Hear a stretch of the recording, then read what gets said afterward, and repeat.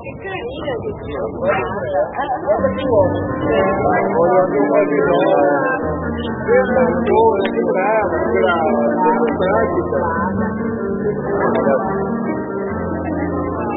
Fatto, non mi chiedo dove siete voi? Di quei tipi dove che ci vuole.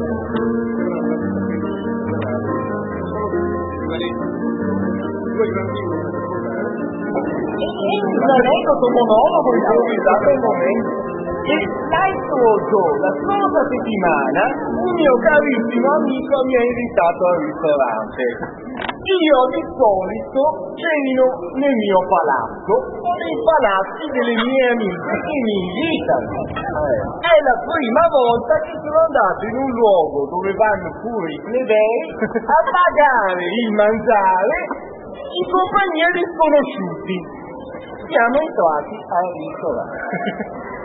Mi sono sentito un po' imbarazzato quando ho scoperto che ci sono dei camerieri a noleggio che sono stipendiati, trattano male i loro padroni, parlano male di essi quando tornano in cucina e sono camerieri promiscui, cioè lo stesso serve più persone. È sinceramente orribile. Io ho il mio cameriere personale, il maggiordomo e un po' di servitù perché serve sempre.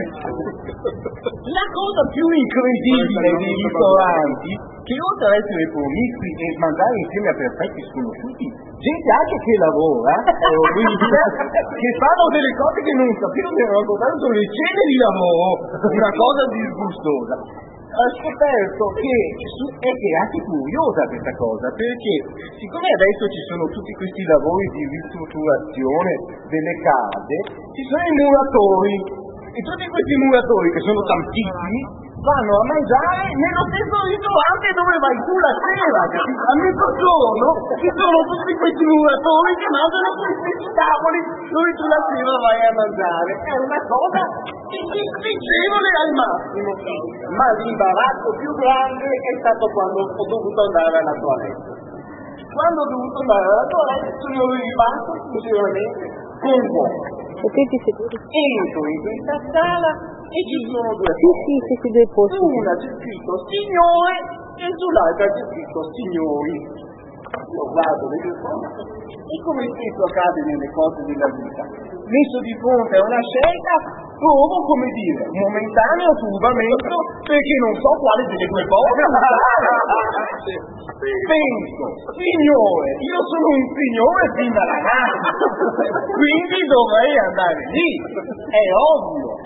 Signori, perché signori? Ho detto forse. Signore quando sono da solo, signori quando sono in compagnia. E ho dovuto andare su dove c'era scritto signore, per forza. Ecco, questo finisce il ristorante.